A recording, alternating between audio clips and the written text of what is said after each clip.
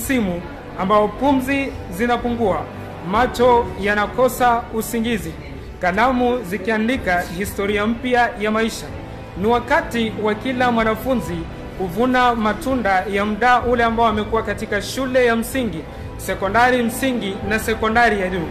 Ni wakati ambao wanafunzi wanajitahidi kupekua mabuku, kuhakikisha ya kwamba hakuna kurasa zinazosalia. Walimu nao wakijitahidi kuhakikisha ya kwamba hakuna somo linalosalia. Haraka zinazidi, kwani mkono wa haraka huokoa jahazi.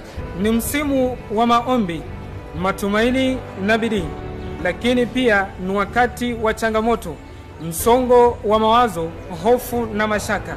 Lakini mie Baraka Malaki nasema ya kwamba mtihani sio mwisho wa maisha, bali ni daraja la kufikia ndoto.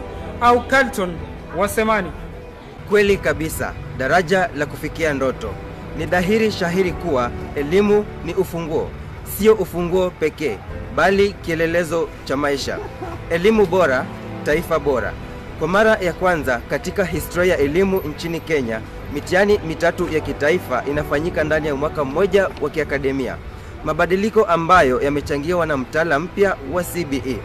Mtihani hii ni mtihani wa gredi ya 6 KPSEA, mtihani wa gredi ya 9 KJSEA pamoja na mtihani wa kidato cha 4 KCSE. Mabadiliko haya yamepokea hisia kinzani kutoka kwa wazazi, walimu pamoja na wadau wa elimu.